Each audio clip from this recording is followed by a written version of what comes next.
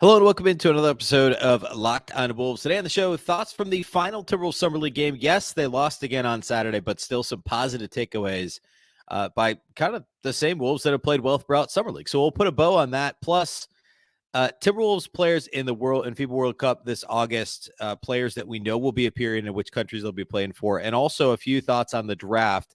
More praise for the Timberwolves, the way that they handled the draft with only the 1 second pick going into it. And then considering who they came out of it with, why they handled it so well, some thoughts from a national publication that I want to talk through. So all that today on the show. Welcome in. You are Locked on Wolves. You are Locked on Timberwolves, your daily Minnesota Timberwolves podcast. Part of the Locked on Podcast Network. Your team every day.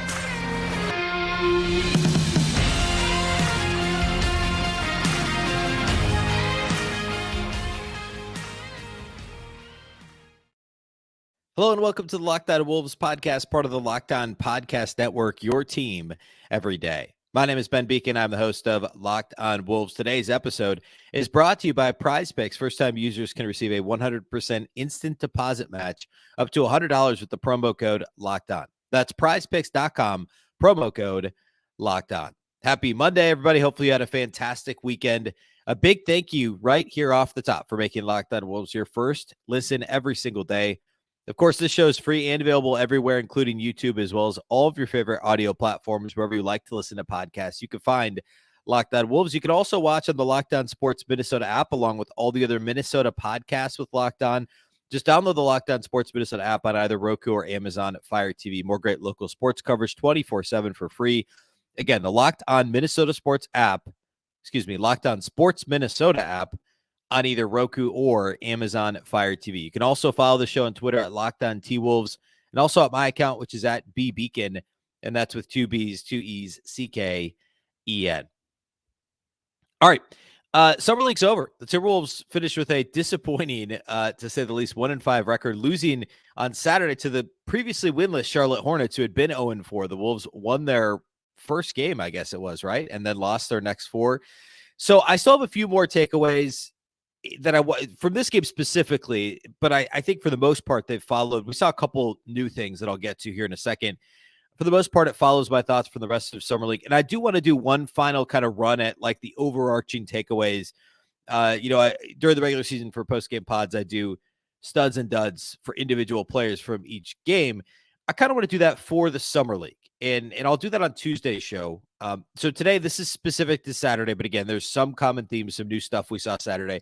So we'll do that here off the top. And then a couple more things I want to get to related to kind of going through Timberwolves players in the World Cup who we're going to get to see play later this summer here in about, 5 weeks or so in FIBA World Cup. And then also there was another article, I guess came out a little while ago, but basically draft grades from a respected draft analyst that I want to talk through and kind of underscore like, hey, what we saw from Leonard Miller in Summer League, this is what we can expect, right? So we'll do all that here on the show today. Let's start though with the finale of Las Vegas Summer League, and that was the Timberwolves' ugly loss to the Hornets. They ended up they lost by 17, but they were down by 20 plus for stretches against the Charlotte Hornets on Saturday.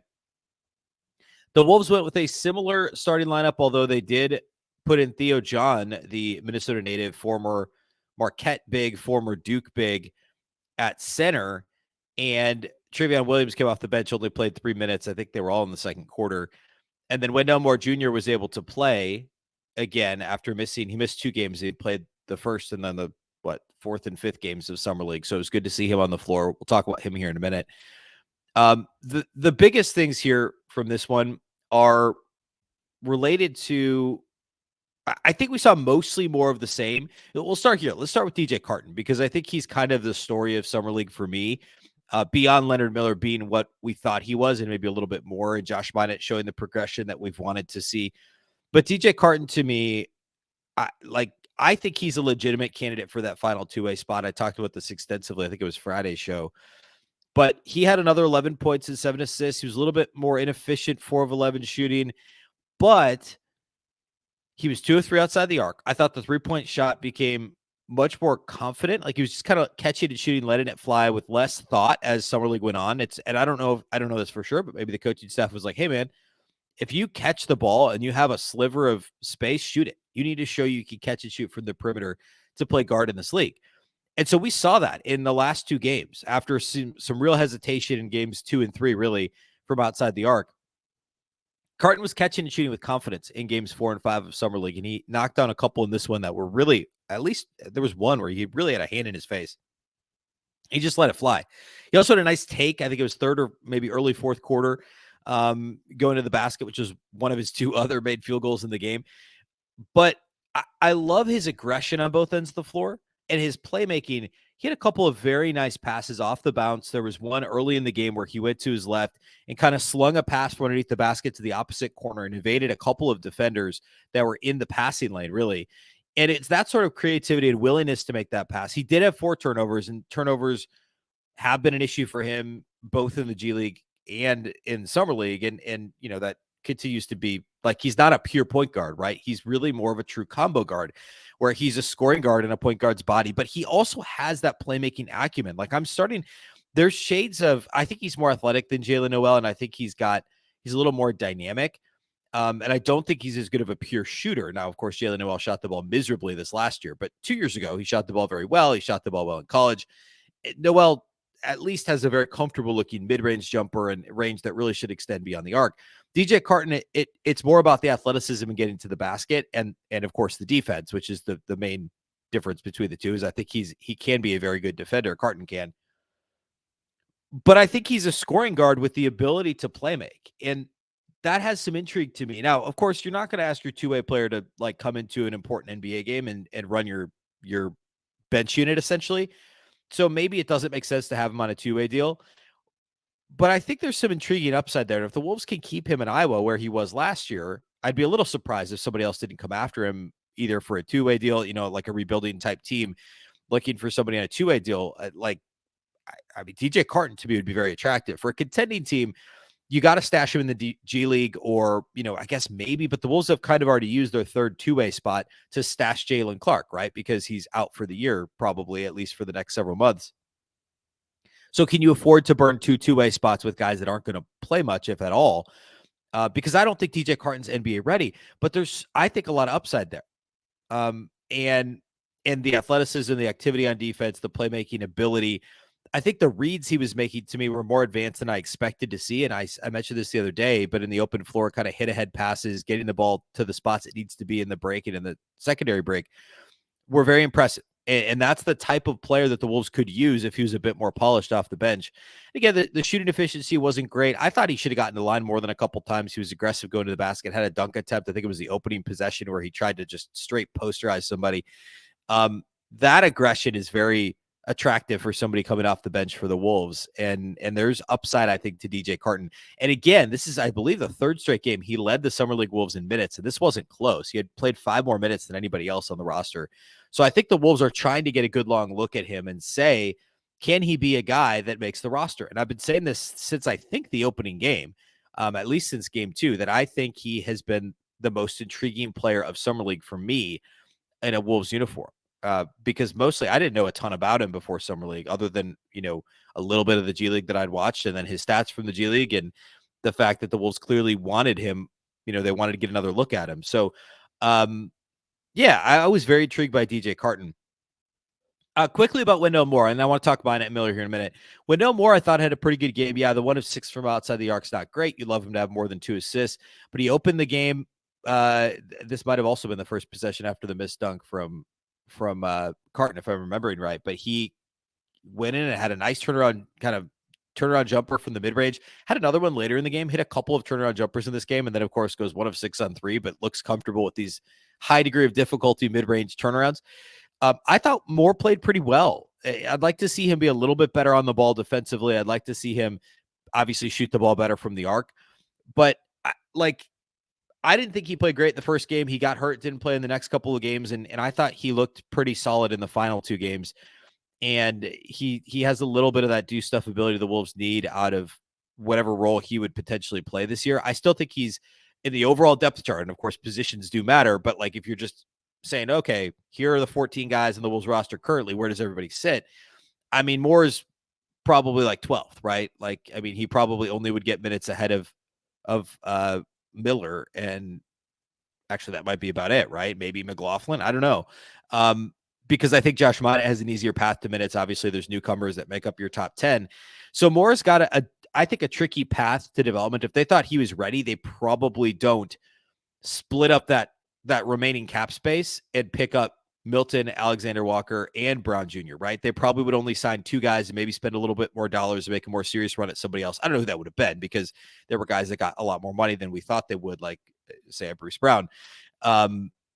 So maybe that's not feasible anyway, but like if they thought he was ready for rotation minutes, they wouldn't have done what they did. Now, they also only, as we talked about the other day, I think it was Thursday's show, the Wolves only guaranteed the first year for Troy Brown Jr. and Shake Milton. So the Wolves clearly think, hey, if Moore can figure this thing out, he could be a rotation guy in 2 years, but they're not banking on that this year. I thought there was some growth shown in the 3 games he played, but there wasn't like an obvious leap, I don't think. All right, let's talk about Minott and Miller, and then we'll be done talking about Saturday's game and move on to a couple of other topics I want to get to, as I mentioned off the top. So we'll do all that here next. Today's episode of Locked On Wolves is brought to us by our friends over at PrizePicks. If you have not played PrizePicks before, it's a ton of fun. You can play any sport, by the way, so it doesn't have to be basketball, right? It's obviously not. I mean, summer league's over now too. But you could play MLB, you could play college sports, golf, anything that's going on this summer, you can find over at PrizePicks. If you're not familiar, it's super easy to play. Pick 2 to 6 players over at PrizePicks. If they'll score more or less than their PrizePicks projection in whatever category based on the sport, you can win up to 25 times your money on any entry. You're not competing against other people either. It's just you versus the projections available. They offer projections on any sport that you watch. That includes the NBA, of course, also NFL, which kicks off here in not too long, but also baseball, NHL, golf, as I mentioned, any college sport, really, tennis. I mean, you can find disc golf and European basketball there. So I'm pretty positive World Cup's going to be on there here in a few weeks. So there's plenty to choose from. Plus, you can make your entry in less than 60 seconds. It really is that easy. Download the PrizePicks app or go to prizepicks.com to sign up and play daily fantasy sports. First-time users can receive a 100% instant deposit match up to $100 with the promo code LOCKEDON. If you deposit $100, PrizePicks will give you $100. If you deposit $50, they'll give you $50. Don't forget to enter the promo code LOCKEDON at sign up for an instant deposit match up to $100.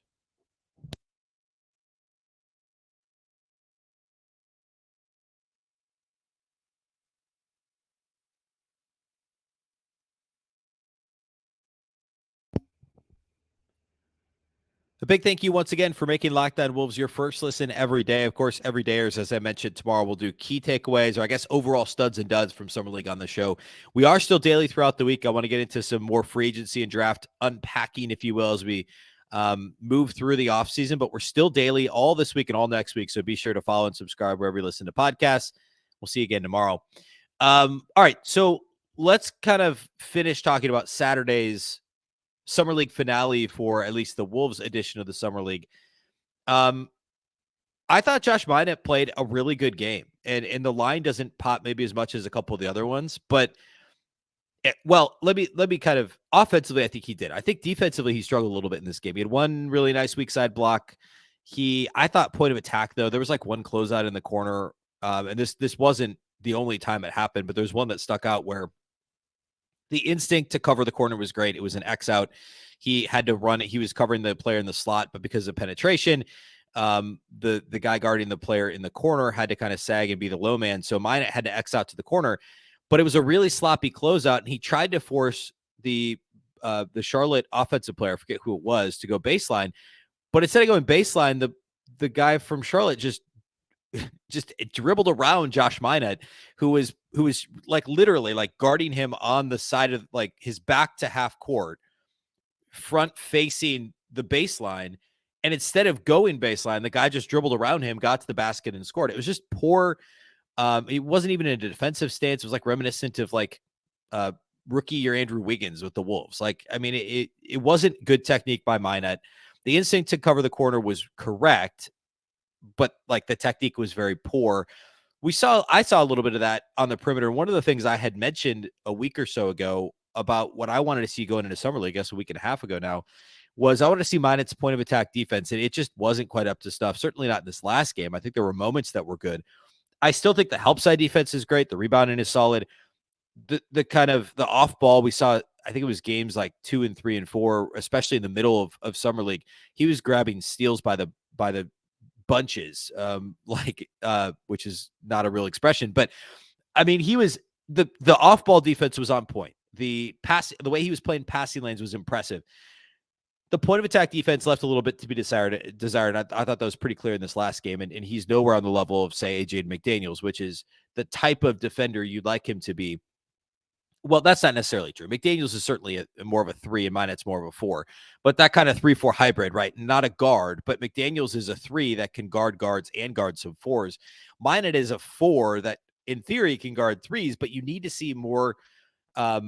And I do think he's going to play more of that, like I mentioned, Brandon Clark many times in the past, is kind of he's a different version of that type of player, where you're going to see the help side blocks, you're going to see the rotations. And I was impressed with his low man rotations. I was impressed with some of those instincts.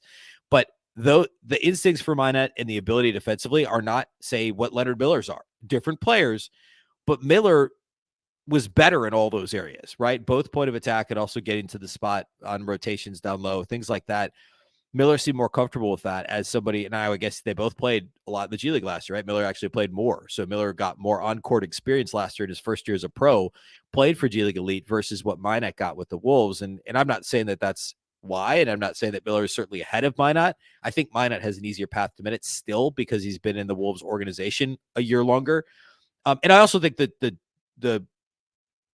I think Leonard Miller still has I'm kind of talking about both of them at the same time now, but I kind of think Miller certainly has a higher ceiling and more.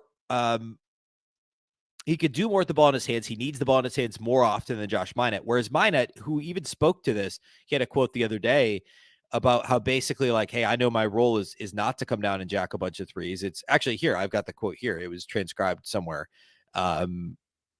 It was actually originally from John Krasinski piece at The Athletic. He said, they're not trying to see me come down and jack 5 threes. They're trying to see me come down and lock up their best player, stuff like that. Cut a lot of off-ball action, screening, rolling, slipping, being able to knock down a corner 3 if need be.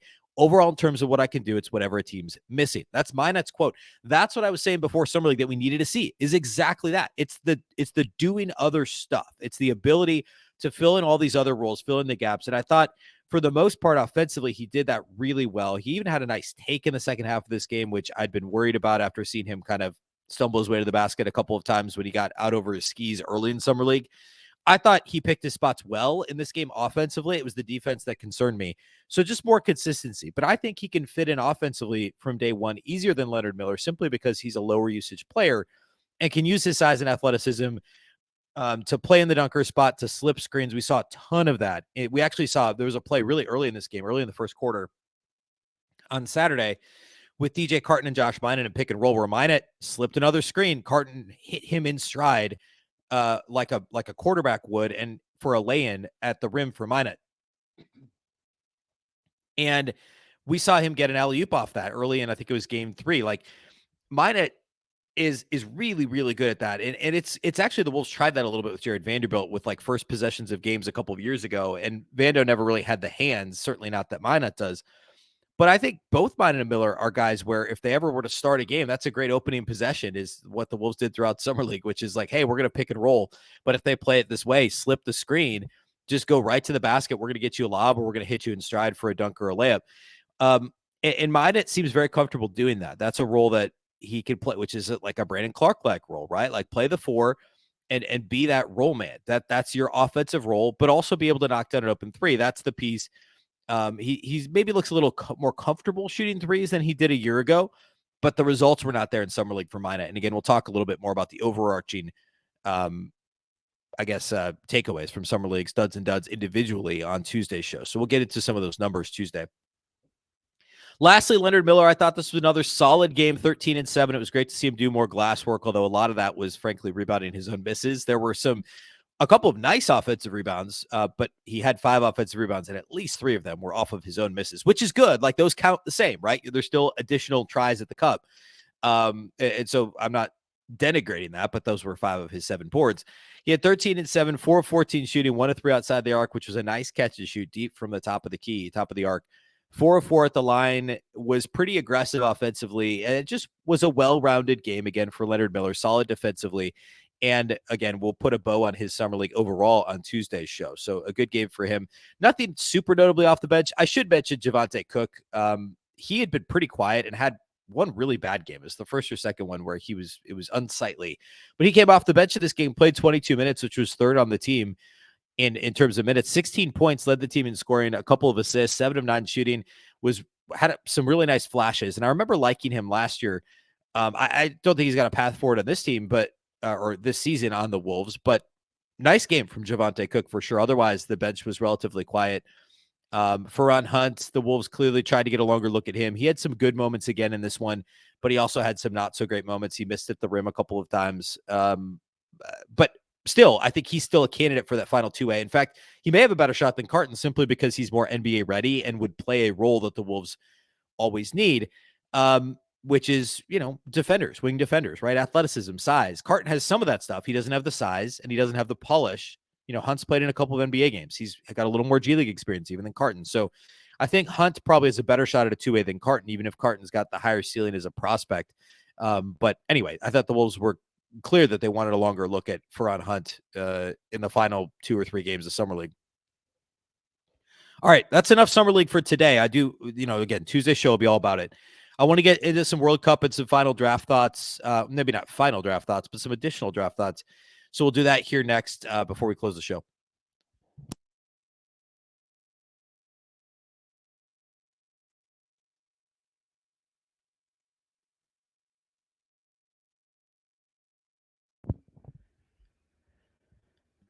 All right, I guess in continuing the spirit of Summer League, I wanted to quickly kind of rattle off. I meant to do this a while ago and just didn't get to it. But Sam Vecini over at The Athletic, I talked about how on his big board before the draft, he actually had Leonard Miller as the number 13th overall prospect. The number 13th overall prospect of the draft. He had him as a lottery pick grade on Leonard Miller. And of course, he went 33rd to the Wolves. And Vecini had this write-up where he wrote up, I think he graded every team's draft. And so he took the Wolves selection and he factored in the Gobert trade, because that's how the Wolves that's how they ended up with the pick that they got, right? So I'll just read what he says. He says, the Wolves traded this over at The Athletic, of course, Sam Vecini, NBA draft team grades. This is actually from a couple of weeks ago. But I think it's relevant, obviously, still. And then also because of Summer League, it got me back to it, reviewing what Leonard Miller was doing and the expectations for him. Vecini had written, the Wolves traded their first rounder to Utah within the Rudy Gobert deal. Gobert is still good, and even if the deal was an egregious overpay, that pick was just a fraction of what the Wolves gave up to acquire him. The deal included essentially 5 first-round picks, including Kessler, a pick swap, and Jared Vanderbilt. I docked the Wolves 1/3 of a letter grade for the deal being this deal being in that trade. I think he meant to say this pick being in that trade, but I didn't overcompensate for it. So what he's saying is, as part of the Wolves' overall draft grade, he has to consider why the Wolves didn't have a first-round pick, and so he docked them 1/3 of a letter grade. He ends up giving them a B+, so he's saying it would have been an A- otherwise. I don't actually know why it wouldn't have been an A otherwise, because he loves Leonard Miller. He says the Wolves traded into the top of the second round and got Miller, a player to whom I gave a lottery grade pre-draft. Miller was certainly a polarizing prospect for evaluators. Some loved him, some others didn't get it. I'm firmly in the camp of being an enormous fan and think he has real upside long-term. He goes on to talk about some of the things we've already talked about, that he's a ball handler who can attack the glass. He can cover ground quickly with long strides. A blend of athleticism, which this is interesting. He says his athleticism is not traditionally explosive, but he's shifty. He's an elite finisher with incredible touch around the basket. Side note, we saw that in Summer League, right? He wasn't dunking over guys, but he was getting to the basket. And then when he gets there, he kind of explodes. He says shifty. I was going to say almost laterally. Like he gets to the rim and he could just finish up and around and over people, but not in a traditional like dunking over you type of a way. And we've also seen him trying to avoid contact at times, which I think he does pretty well, but he's big enough. He can absorb that contact and has enough touch that he can still score. And then he also says, actually, he's an elite finisher with incredible touch around the basket, gives you long-term hope an elite shooting coach can fix. Well, he doesn't actually, this isn't written out very well, but he's saying can fix his shooting essentially, because that's the one thing that the Wolves need is more perimeter shooting, and they need to see from Leonard Miller if he's going to fully develop his game. And he actually goes on to say, if you put time in, something the Wolves undoubtedly will do under Tim Connolly and that sharp front office, Miller is going to give you something valuable. I feel extremely confident in this, even if it takes a year or two to happen. He's also going to coaching staff led by Chris Finch, who allow him to be who he is. He talks about he'll be able to grab and go on the break, push tempo, attack within his scheme. And then he says, if it wasn't for Whitmore falling to 20, this would be my steal of the draft. It's a home run for Minnesota. He also talks about Jalen Clark being one of the best defensive players in all of college basketball, and him at 53 being a good bet for the Wolves. So high praise from a well-respected draft analyst about both Leonard Miller and Jalen Clark, but especially the Wolves and the way that they handled the Leonard Miller selection. And for what we've seen in Summer League, that backs all of that up. There's a lot of upside there. And I keep going back to the word feel. For somebody who hadn't played any high-level basketball really at all until G League Elite last year, I mean, he looks like he's a professional basketball player, right? Like, and I don't mean that as like, I don't mean to sound that to come off in a bad way, like in a really good way. I mean, he looks more comfortable than I ever would have expected him to, and comfortable as a higher usage type role player, which is what his role will be in the NBA. The Wolves aren't going to throw him in the fire immediately, but midseason, if they have a couple injuries, he looks like he could be ready to get out there and be productive as a little bit of a high usage guy. You're not going to run your offense around him, but you'd be comfortable with him with the ball in his hands on an NBA floor. I really do believe that at this point. So a very good summer league for him, and nice to see more high praise from a draft analyst on what the Wolves did. Finally, the Wolves, it looks like we'll have 4 guys playing in FIBA World Cup play. We know Anthony Edwards, we talked about that a few weeks ago, is playing for the U.S. I don't think I mentioned this on the show, but Rudy Gobert is playing for France. That's been out there for a while, which, of course, he played Eurobasket last year, and that was, say, blamed for some of the issues early in the season. Some of the, I don't know, Rudy just looked like he didn't have legs, right, for the first part of the year, the season, the Timberwolves season.